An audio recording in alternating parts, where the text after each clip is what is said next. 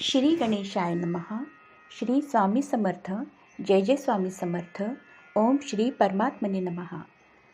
आज आपण इथे सेवेसाठी संत तुकाराम महाराज यांचा अभंग घेतलेला आहे. अभंग. नाही तुम्हा काही लाविले मागणे, कांटाळ्याच्या भेणे त्रासलेती. नाही तुम्हा काही लाविले मागणे, कांटाळ्याच्या भेणे त्रासलेती.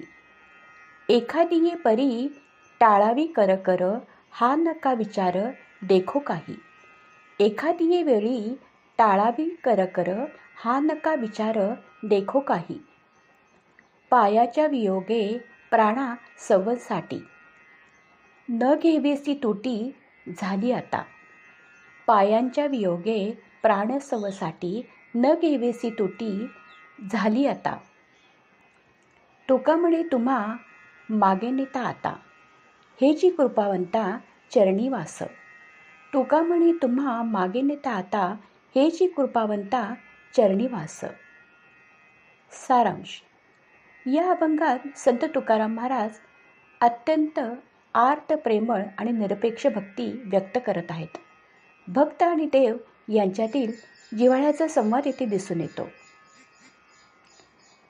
तुकाराम महाराज म्हणतात, देवा मी तुमच्याकडे काही मोठी मागणी केलेली नाही, पण लोक जसे सतत मागत राहतात तसा कंटाळा तुम्हाला माझ्यामुळे येऊ नये, म्हणून माझ्या मागण्याने तुम्हाला त्रास व्हावा असे मला मुळीच वाटत नाही.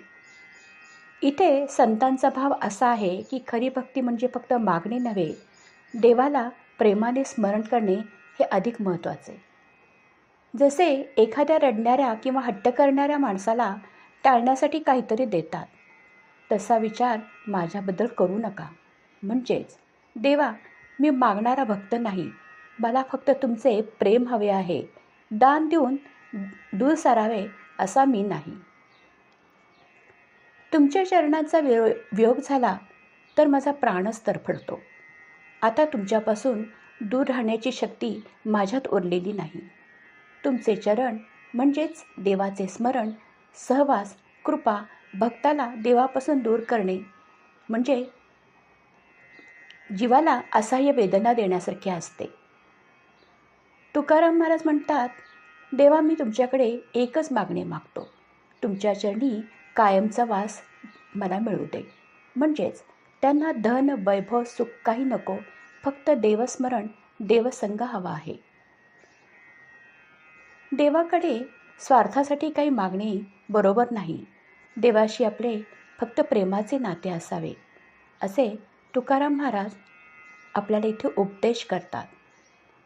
श्री स्वामी समर्थ. जय जय स्वामी समर्थ.